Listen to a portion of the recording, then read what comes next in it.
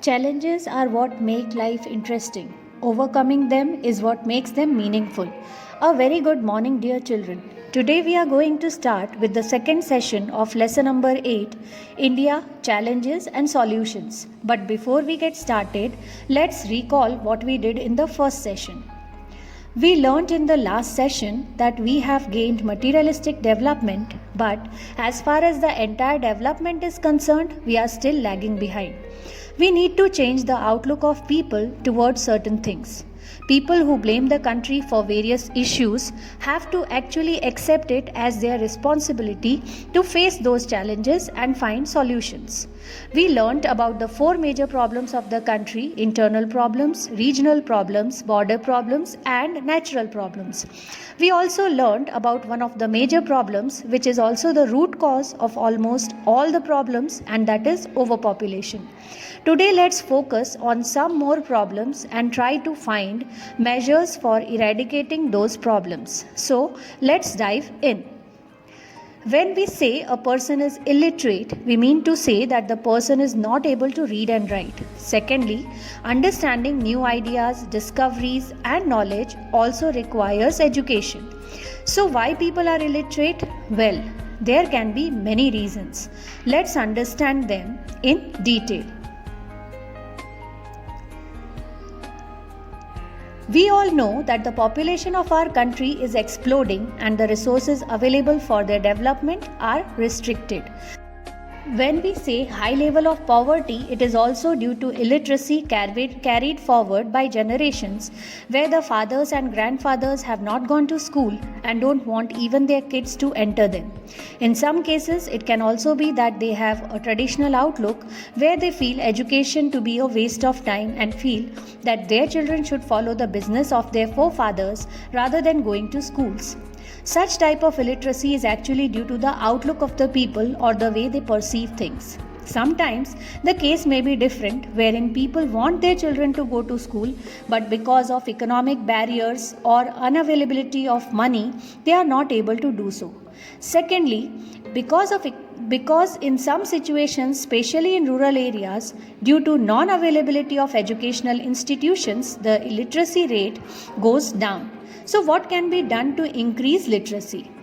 Well, every new day begins with possibility, and possibilities are numerous once we decide to act and not react. So, what measures can be taken to increase literacy? The government alone cannot solve the vast problem of illiteracy in the country. It requires the joint efforts of government as well as people. Free and compulsory education to the age group of 6 to 14 years can play a major role in reducing the level of illiteracy. Non-government organizations as well as government agencies can take deliberate measures to create awareness in the society and help brilliant students with scholarships. The government has come up with a school meal program called Midday Meal, which helps not only address the problem of malnutrition in children but also helps increase school enrollment. Other than this, with the aim of changing the social attitude towards the girl children in India and uplifting their standing in society, various girl education schemes have been initiated across India. Residential schools for the tribals as well as adult education programs can definitely help the economically and socially deprived sections of the society. Let's try to learn about inflation. It's said inflation is the parent of unemployment and the unseen robber of those who have saved. So in short, it is the increase in price of essential commodities and other necessities and fall in the purchasing value of money. When the price of something increases, we have to pay more. So the value of money is decreased. Inflation is nothing but fall in the value of money. So let's find out the factors responsible for inflation. So the main factors responsible for inflation are corruption or dishonest behavior by those in positions of power, hoarding or the practice of accumulating either money or other things to create shortage, and the most important, overpopulation. So what measures can be taken to control inflation? Well, The measures to control inflation can be divided into three categories. Monetary measures are those which aim at reducing money incomes. Fiscal measures are highly effective for controlling government expenditure, personal consumption expenditure, and private and public investment. The other measures can include increasing production by linking the increase in wages to increase in productivity. Another thing that can be done is price control or fixing of an upper limit for the prices of essential consumer goods. Rationing can also help in reducing inflation because it aims at distributing consumption of scarce goods so as to make them available to a large number of consumers. Let's move on to the next topic, which is poverty.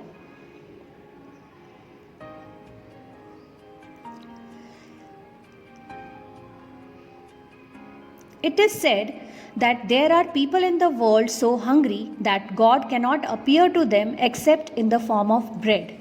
Yes, we are talking about poverty, a situation where a person is deprived of basic necessities like food, clothing, shelter, employment, and medical facilities. It is also one of the major challenges faced by our country. Do you know that in Gujarat, the percentage of people living below poverty line is 14.7%? Let's find out the causes for poverty. Inequality in the earning of income of people is a wide cause of poverty. Due to increase in population and unavailability of employment opportunities in the rural areas, people start moving towards cities. This leads to a decline in the productivity of agriculture. Lack of education is also a key factor. Large families, poor sanitation facilities, caste system, and alcoholism all contribute to increase in the poverty level in a country. So how do we overcome this problem? Well, the answer to it is that nothing is impossible if people take a stand. If people are given more accessibility to education, employment opportunities, and proper medical facilities, poverty can be eradicated. In order to generate employment opportunities, the growth of industry is must, and even integration of technology is required in agriculture as well as other fields to eradicate poverty. Let's move on to corruption. Corruption is dishonest behavior by people who are in positions of power. It can be anybody from a manager to a government official. Corruption can include giving or accepting bribes or inappropriate gifts, double dealing, under the table transactions, manipulating elections, diverting funds, laundering money, and defrauding investors. Let's try to understand what are the basic effects of corruption. Corruption erodes the trust we have in the public sector. When a person wants his work to be done and has to pay something extra, his human rights are violated. Why should he pay extra? For what? In a way, it leads to more and more corruption, and the development of a country stops. We always talk about our values. So here, the people taking bribe in a way put their moral values aside and only think about their own betterment.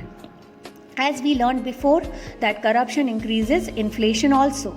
The wider society is influenced by a high degree of corruption in terms of lowering of trust in law and the rule of law, education, and consequently the quality of life.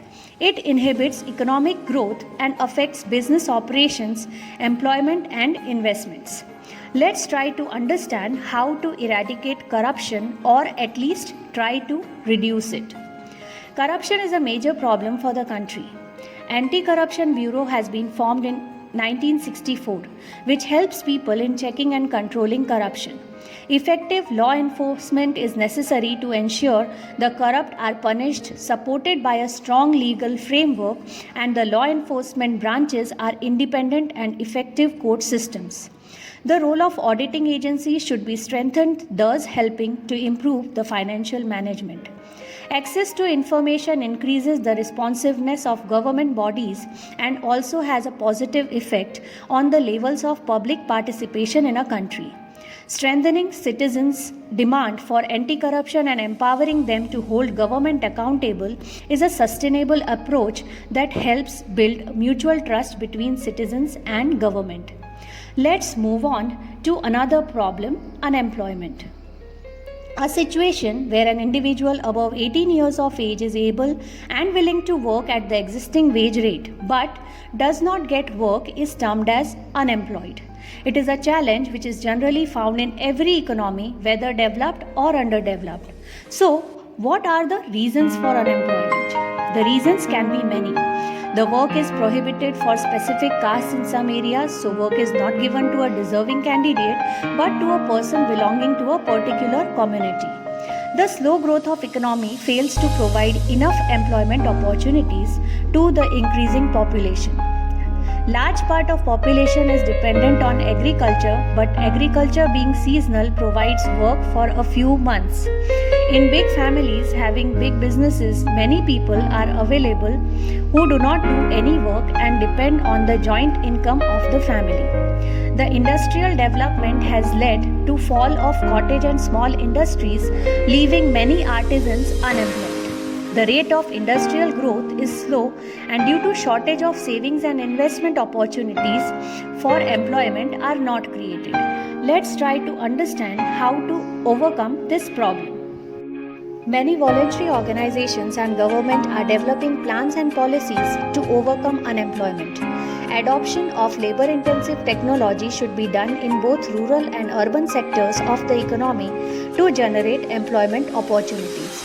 Secondly, the people moving from the rural areas or the economically weak people should be provided with shelter, education and medical facilities for them to survive and find employment. Cottage and small industries should be encouraged so that more and more employment opportunities are generated. Let's understand the last topic, terrorism.